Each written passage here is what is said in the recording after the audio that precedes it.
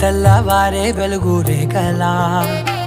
పచ్చ పచ్చ పచ్చి మట్టి బొమ్మలా అల్లి బిల్లి వెన్న పాల నురగలా అచ్చ తెలుగు ఇంటి పూల కొమ్మలా దేవదేవుడే పంపగా ఇలా దేవతే మా ఇంట అడుగే పెట్టెనంట బ్రహ్మ కళ్ళలో కాంతులే మా అమ్మలా మా కోసం మళ్ళీ లాలి పాడేనంట.